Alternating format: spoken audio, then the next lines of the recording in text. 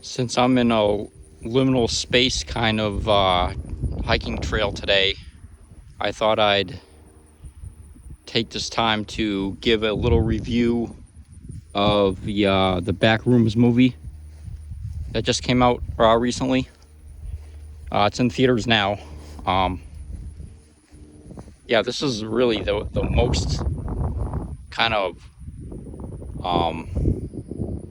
just kind of weird hiking trail that I've been on. It's started about 2 miles back that way. There's a trailhead. There's like a ranger center, a parking lot, and then you come into this area where it's like obviously they keep the grounds really nice. They come in with big mowers or whatever. The grass is really short. I guess it's an equestrian trail too, like horses come through here. But just like clumps of trees, like they go off into these other open spaces. It's just the whole trail is just like, it almost looks like private property, but it's not. It's public land, but I guess it's a floodplain too, but because there is a lake up there, up that way, straight ahead. But it's just kind of weird because there's just so many, like, you can see into the woods there. There's more open fields. There's woods. There's like stands of woods. And then just open, and there's nobody around. There's nobody in the parking lot. But the movie, I saw the movie Saturday, I believe. It was decent. I didn't really know what to expect from it. Never really saw the Backrooms mini series that Kane Parsons did on YouTube. I guess he has like 3 seasons of it, whatever. But he did direct this movie. It was his first, he's only like 20. He's very young. But I didn't really recognize any of the actors or actresses. Maybe that was on purpose. I don't think they had a very huge budget for this movie. But for the ones that they did cast, they did a pretty good job acting, and the writing was pretty good too. I do like a lot of the Backrooms lore and the pool rooms. I like a lot of creators that kind of play with that subject a little bit in liminal spaces. I like Vaporama Visions, although they got monetized recently for like mass-produced content or something stupid that's not even true. But I like creators that explore backroom stuff, like Jaden Salds is one of them. There's a couple creators that I like that do stuff like that. But yeah, this movie, like I said, I didn't really know what to expect from it. They did keep the themes of the original Backrooms lore. Like, they had the same kind of like yellow fluorescently lit office spaces. That was the main. And there's gonna be, not spoilers here, not that really anyone watches anyway. I'm just, you gotta say that, if you're talking about plot points and giving things away, there, you've been warned. But they kept a lot of the Backrooms lore. They kept the kind of the scenery consistent with the original Backrooms, which was like this furniture office space that they were renovating in Wisconsin back in like the early 2000s. Someone took a picture of the renovations going on, and that was the original. They did a 4chan post, where they, go and try to find the origins and things, and they found that was the original yellow prototypical Backrooms origination, that those rooms that everybody sees now. There's all sorts of offshoots of it. You got the pool rooms, the suburban neighborhood, like in the movie Vivarium. There's all sorts of offshoots from it now, but this one sticks to mostly the prototypical yellow Backrooms kind of layout, the never-ending, cubicle walls, and just the never-ending, there goes an airboat, just the never-ending kind of layout there. And they do touch on the pool rooms too a little bit, but basically the story follows this this guy. He's kind of on a, and it's set in the early like 90s too. Like it's kind of got like an old like kind of like early 90s like analog vibe to it. Everything's like late model cars, and I like the way they did that. It just adds to the it's kind of in the found footage genre too, so that kind of helps with that. It starts out, the premise is this is all stuff that's found footage. This company that makes MRI machines was the original. Some cows up there. They just kind of roam freely in this area. That's why I was wondering. Like, I know it's not private property, but the cows just like roam free. They go right up to the water's edge. They drink. They eat the grass. Maybe you can't. I don't know if you can see them. Anyway, we won't disturb them too much because I ran into cows back there too, and they kind of jumped off to the side and kind of looked at me, and I didn't want to scare them. So I kind of do want to go up to the water, but I don't want to scare the cows either. So what was I saying?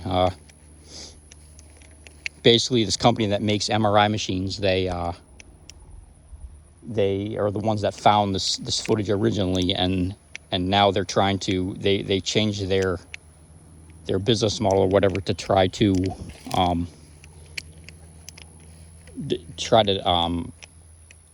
study the back rooms, what's going on there, and who glitches into them, and why they turn out the way they do, I guess. And they use the people that go in there as like research subjects. Let's turn back. But it follows this guy, Clark. He's in therapy, and his therapist's name is Mary. They're both like the main characters. And he is struggling with anger issues of his life not going the way he planned. His wife kicked him out. They were having financial troubles.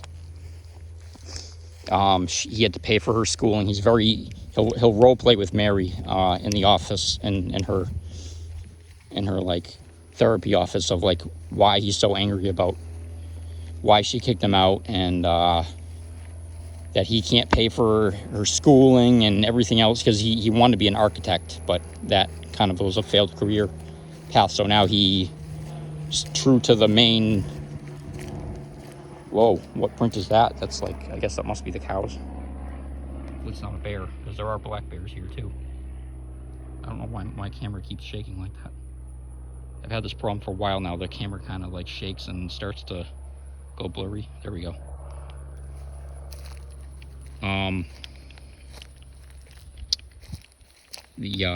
Anyway, yeah, he's in therapy for that.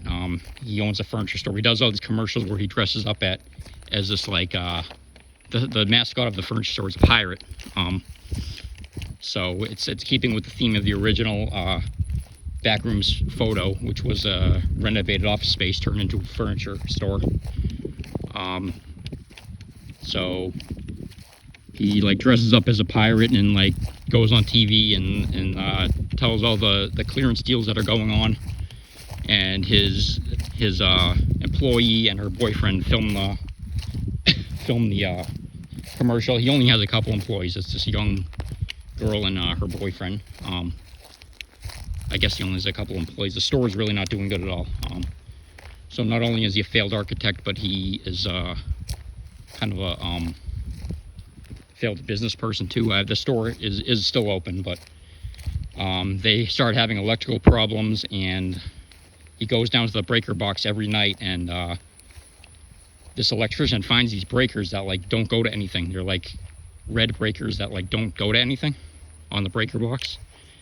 And he flips one night, and he notices something on the wall in the basement, because he's like living in there now. And he touches the wall, and he glitches right out of reality into the back rooms.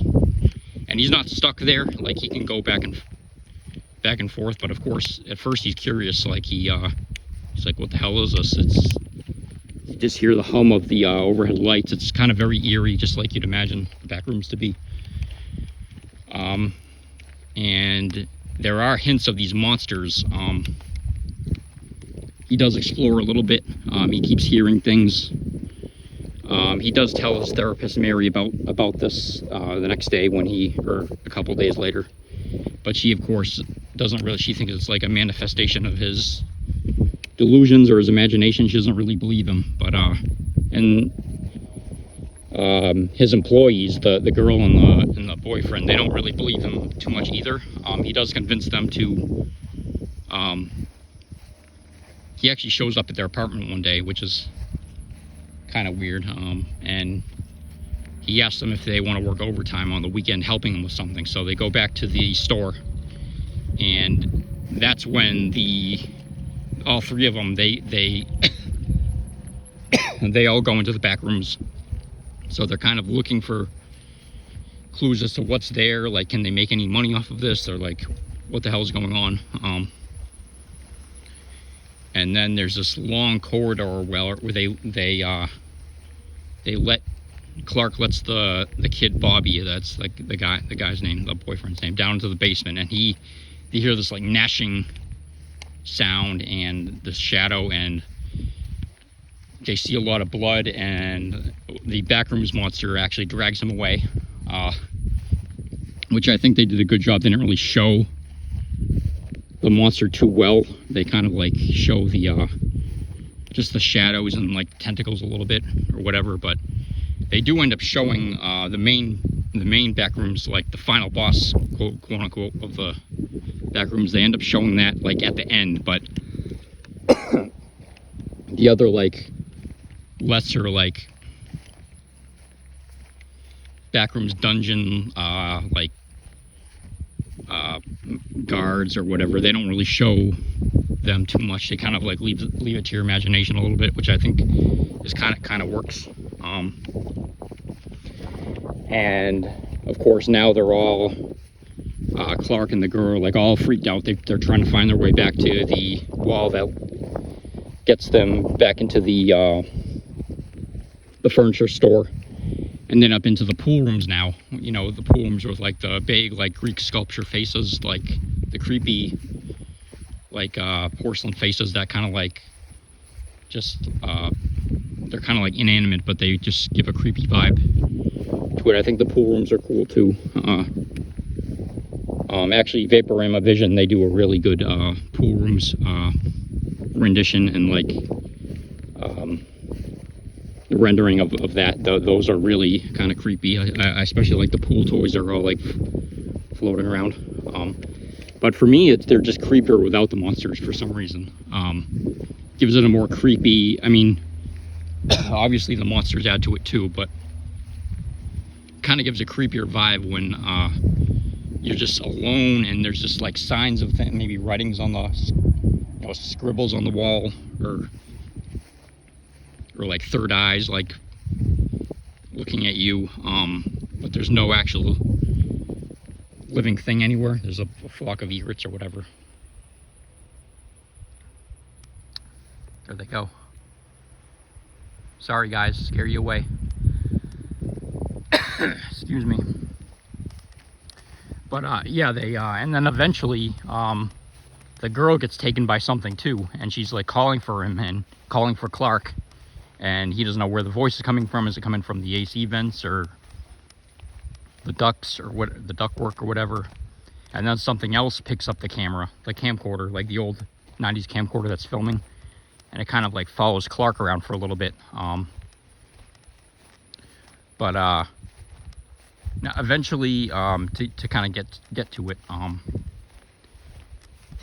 Mary ends up getting a message from Clark in her office, like that he won't be coming back for a while or something, and I can't remember exactly what happened, but she ends up going to the furniture store, and she glitches into the back rooms as well. It goes through the same wall, and now they're all in there together. And in that time, we see Mary go to this kind of homey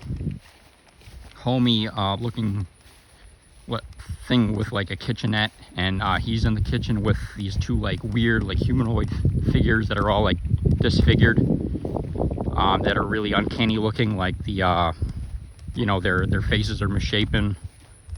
And he kind of explains, but at this point he's gone. He's been in the back rooms for days, and he's gone like completely crazy.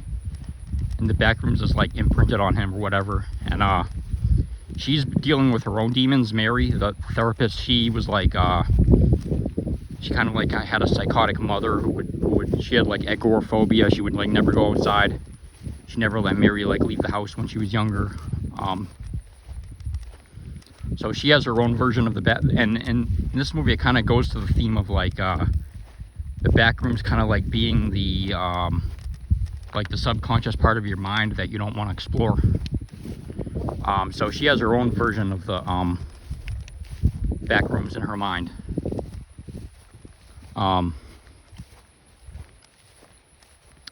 And she's kind of asking Clark about what is all this, and Clark is like, well, the back rooms are basically just a space where it's just a copying machine for reality. Like it's this weird supernatural force that copies reality, but doesn't like quote unquote remember everything exactly. So it creates these like a hawk or an osprey. It creates these like false versions, like these were people that are in the kitchen with them that were glitched into the back rooms, and but the back rooms they were eaten up by the back rooms basically, but it doesn't remember them perfectly, so that's why the faces are off, and the body, it's like body dysmorphia. They're really uncanny looking, creepy characters, because the back rooms doesn't remember everything perfectly, so it mirrors reality a little bit, but it's completely like off. That's why sometimes things will be up, sometimes the lights will be on the floor, things will be upside down, misshapen, furniture will be kind of compressed or misshapen in some way. And it kind of mirrors how your mind, what like memories that you have, you don't remember everything perfectly either. You create imprints like in your mind of false memories and things that maybe you either wish would happen or you don't remember it right, but you think that they're real. So he has Mary role play that incident again where his wife kicked him out, and this time Mary like loses it, and she tells him that the reason his wife kicked him out is because she was frustrated with him for not taking responsibility for his life, and she's a therapist, so she has to, you know, agree with him and go along with him, but the truth is that he's just a failure. So this kind of like Clark kind of he has like a quiet acceptance about this, but then that sparks this like shadow Clark, quote unquote, to come into the room. He's like this big like overgrown pirate that like mirrors his character on TV that does the ads for the store, and there's a really creepy looking, uncanny, like giant bug-eyed like pirate figure basically, and he ends up eating Clark. It's like, I guess it's like symbolic of like the shadow self eating you, like if you repress demons too much, like, or you don't deal with your shadow self as like I guess, who was that psychoanalyst after Sigmund Freud? It was I forget his name now, one who did like archetypes and all that stuff. But Mary ends up running out of the kitchen, and Shadow Clark chases her around, the back rooms. He goes in all these different office spaces in the back rooms. And she does end up getting away, but that's one of the researchers from the original building before it was a furniture store find her. And it's that actor that played in Creep, the Creep movies. The guy that, you know, that kind of sadistic killer that like lures his victims through like stories of him having cancer. I forget his name. Anyway, it's not important. He just kind of tells her that they're studying the back rooms and like what does she remember seeing, and they've dedicated their whole business model now to studying. They become researchers for the back rooms,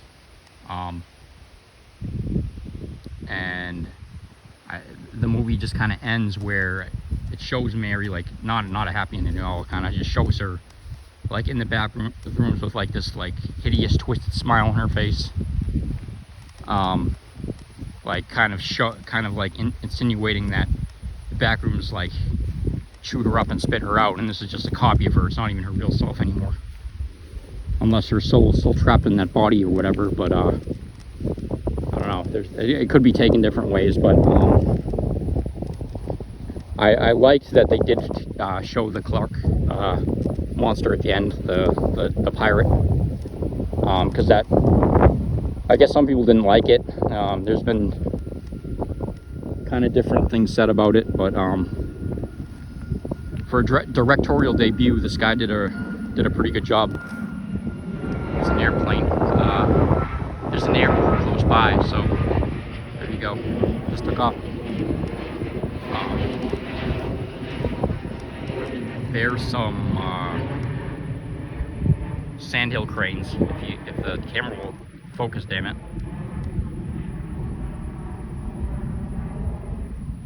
They always travel in pairs. They got like they're gray. They're long wading birds, but they get a bright red on their head. They got like a fleck of red across their head. They're really cool looking. But anyway, yeah, I really like the movie. If you have any interest in back rooms or liminal spaces or anything like that, it's definitely worth checking out. I guess some of the dialogue could have been better written, but the actors did a good job with what they had. So, but yeah, that's pretty much it.